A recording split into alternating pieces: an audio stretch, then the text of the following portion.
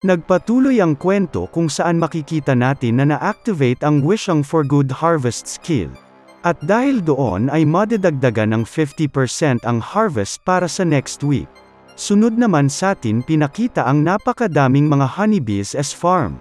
Sinabi ni Tommy na napakadaming mga bulaklak ngayon than usual, yun daw pala mangyayari pag umepekto ang Wishing for Good Harvest skill.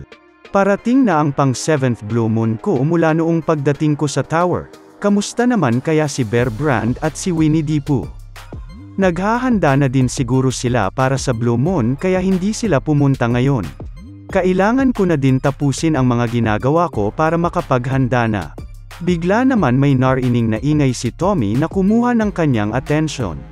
Paglingon niya, siya ay napangiti dahil ito pala ay si Moon Ing na hinahabol ang mga baby rabbits. Nag-aalala ito dahil baka madapa sila sa pagtakbo. Miyaw miyaw, wag nyo hawakan niya, madumi yan. Hoy, delikado yang apoy, wag kayong lalapit dyan miyaw. Sobrang delikado lahat ng mga bagay, kaya dumikit na lang kayo malapit kay Uncle Moon Ing para safe kayo miyaw. Grabe, hindi ko inakala na magiging overprotective uncle pala ito si Moon Ing. Kamusta naman ang pagiging uncle, sales cat Moon Ing? Nagtanong ka pa, nakakapagod pala ito miyaw. Pero nag-e-enjoy naman ako kasi uncle na ako. Makikita naman natin na nag-thumbs up sina Roger at Gloria kay Tommy Tomato, kung saan nag-reply din siya ng thumbs up. Ang galing, nauto na naman nila si Moon Ing. Libreng babysitter.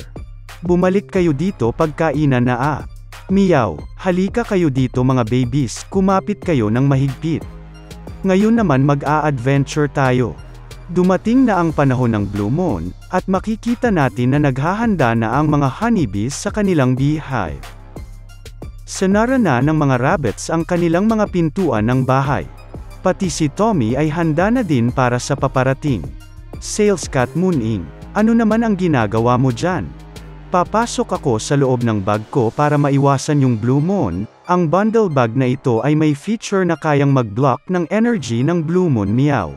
Itong sakin ay kasing laki lamang ng isang tent, ngunit may mga wandering merchants na mayroong kasing laki ng buong bahay miyaw. Wow naman! Wow! Ganun ba? Napakarami naman palang features niyang bundle na yan. Oo nga pala sales cat Moon Ing. Pwede mo din bang dalhin ito? Ano na naman yan miyaw? Yan ang Queen Bee's cocoon. Queen Bee? Ikaw na muna ang bahala sa kanya. Okay copy, ako na ang bahala na panatiliin na ligtas itong cocoon miyaw. May narinig naman si Tommy na ingat ng mga monsters at sinabi niyang mukhang magsisimula na. Ilan pang sandali ay lumabas na nga ang blue moon. Nag-alala naman si Tommy kina Bear Brand at Winnie the Pooh. Sana daw ay ligtas sila. Matapos noon ay nagkaroon ng malalakas na galabog sa paligid ng cave. Sinabi ni Tommy na, ano na naman kaya yon? Ngayon ko lang narinig ang ganun kalakas na mga tunog. Meron bang ibang mga monsters na pumasok sa teritoryo nila Winnie the Pooh? Just in case ay kakain na din ako ng cherry tomato for mana, at magsusuot ng earplugs.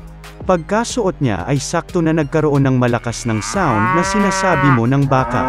Sa sobrang ingay nito ay halos mabingi pa din si Tommy kahit siya ay nakasuot na ng pantikip sa tenga. Ngunit ilan sandali lang ang lumipas ay nawala na din agad ang mga sounds na yon. Napatanong si Tommy doon, ano naman kaya ang sound na yon? Tunog ba kayon? Meron bang mga ganun dito sa 99th floor? Napadungaw si Tommy sa kanyang farm kung saan makikita ang napakadaming blue moon cherry tomatoes na lumabas. Mas intense ba ang energy ng blue moon ngayong araw? Gaano karami ba yun? Tumingin siya ng mas malayo at may makikita ding corn na umiilaw. Aba, yung side na yun ay ang cornfield. Inaabsorb na din ba ng corn ang blue moon energy? Hihihi, nice. Dahil din siguro sa effect yun ng good harvest skill ko, ang pagkakaroon ng blue moon crops ay considered rin na good harvest. Ilan pang sandali ay lumiwanag na din ulit ang lugar. Dumungaw naman si Moon Ing at nagmasid-masid sa paligid. Sinabi niya kay Tommy na walang monsters sa paligid kaya maaari na siyang umakyat. Pagkalabas ni Tommy ay tinanong siya ni Moon-ing na better idea daw sana kung hintayin muna nila sina Bear Brand at Winnie the Pooh na bumalik, delikado pa din daw kasi ang paligid ng cave. Sinabi ni Tommy na, noong lumabas ang Blue Moon kanina, may mga monsters akong narinig na naglilibot sa paligid. Kaya kailangan ko ma-check ang fields natin kung safe pa ito. Huwag kang mag-alala, titignan ko lang ang kalagayan noon tapos babalik na ako agad sa cave. Need ko pa maani ang mga Blue Moon crops. Meow, sige na nga, sasamahan na din kita kahit napagod ako. Salamat naman Sal ikat Moon-ing. Pagdating ni Tommy sa kanyang farm sa labas ng cave ay binungkal-bangkal na pala ito at bakas pa sa sahig ang mga paa ng monsters. Sinabi ni Tommy na, as expected, sinira nila ang field kung saan nakatanim ang mga kamote. Pati anong klaseng mga footprints ba ito? Parang malahig-anti naman yata ito. Siguro ay napakalakas ng mga yan dahil napakalalim ng kanilang hinukay at napakataas at gabundok ang natanggal nilang lupa. Bigla naman may napansin si Tommy habang nakatingin doon. Dali-dali siyang umakyat sa nabungkal na lupa at pumunta sa tuktok nito. Meow, Tommy, gaano katagal ba tayo mananatili dito sa labas? Delikado dito, kailangan na natin bumalik kaagad. Teka lang Sales Cat Moon-ing, meron akong kailangan ma-check. Aba, tama ang aking inaakala. Ang texture nito ay iba compared sa nakaraang tuyong lupa nitong barren wasteland. Malambot siya, nagre-retain ng moisture. Isa itong lupa na punong-puno ng nutrients. Tinignan ni Tommy ang lupain at nag-imagine na ito ay malaking bukid na, habang sinabing, akalain mo nga naman, may ganitong klaseng lupa pala sa ilalim nitong barren wasteland. Ang possibility na ma-rebuild ang lupain nito ay mas nagiging maliwanag. Kaya natin makagawa ng masaganang lupain. Kung kaya lang sana natin na mabungkal nagbuong lupain na ito at mapalabas ang magandang soil. Pero wala tayong sapat na farming equipment tulad ng forklifts at tractors para magawa yon. Hindi din naman kakayanin ng mga rabbits na hukayin ang ganito kalalim na lupa. Lumabas naman ang text box ng tower manager at nag-aalalang tinanong si Tommy kung bakit siya nasa labas ng cave. Kahit na nawala na daw ang Blue Moon, ang mga teritoryo ng mga monsters sa ngayon ay kalat-kalat pa din.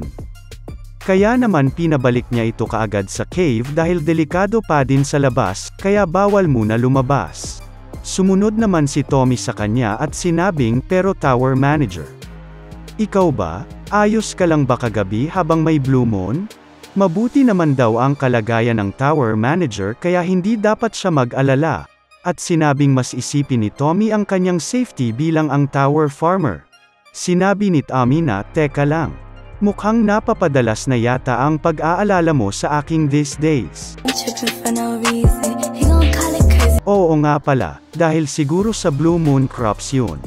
Napakaraming mga nangyari ngayong araw. Abangan mo ang mga crops na ibibigay ko sa iyo. Medyo may pagkamanhid yata ito si Tommy. Good job Sales Cat Moon-ing. Ewan ko sa iyo, makabawi na nga ng tulog at inaantok pa ako. Ilan pang sandali ay pinakita sa atin ang Blue Moon corn na crop at pinitas na ito ni Tommy. Tinanggal ni Tommy ang balat nito at naanggasan siya sa itsura. Ang pangalan ng item na yun ay Corn of Stamina, na nagbibigay ng permanent stamina boost. Sinabi ni Tommy na, siguro dahil isa na itong degrade crop kaya doble ang stat increase kaysa sa mga nakaraan. Pero hindi na yun gaano importante. Ang importante ngayon ay malasahan ko na agad itong corn na ito. Naglalaway na si Tommy subalit pinaalala ni Tower Manager yung pangako niya. Kaya naman napapunas laway muna si Tommy. Pumitas ng mga cherry tomatoes si Tommy at dahil daw maganda ang harvest ngayon, binigay niya ng 5 Blue Moon cherry tomatoes ang Tower Manager. Nagpasalamat ang Tower Manager at sinabing babawi din siya kay Tommy in the future. Kaya nagpaalam muna sila sa isa't isa. Mabilis naman dumating sa kamay ng Tower Manager ang mga tomatoes at sinabi niyang, wow, nakakuha ako ng 5 Blue Moon cherry tomatoes. Kung ang normal na cherry tomatoes ay nagawang patibukin ang aking dragon heart, ano naman kaya ang magiging epekto nitong Blue Moon version? Hindi na nagpatumpik-tumpik pa ang tower manager at nilamon niya agad lahat ng mga ito ng sabay-sabay. Matapos nun ay napatili siya sa sobrang sarap at kumendeng-kendeng ng parang tanga. Pero pinigilan niya agad ang kanyang sarili at sinabing hindi muna dapat siya mag-focus sa lasa ngayon. Kailangan niyang mag-focus sa flow ng kanyang mana. Kaya naman nag-meditate ito at pinakiramdaman ang kanyang dragon heart, at matapos ang ilang sandali ay napangiti siya dahil may napansin siya sa kanyang dibdib. Subalit tila ba tumigil ang kanyang mundo at siya ay na-stun. Bumagsak siya sa sahig at napagapang. Naghihingalo na ang tower manager at mapapansin natin ang kanyang paghihirap. Habang makikita din natin ang kanyang dragon heart na nagkakaroon ng darkness. Ito na ba ang katapusan ng tower manager? Mag-like and subscribe na para lalong mapabilis ang ating pag-update sa channel. Kung gusto nyo din mapanood ng mas maaga ang mga latest videos plus other perks, maaari kayong mag-join as Senpay tier members. Malaking tulong din ito sa aming patuloy na paggawa.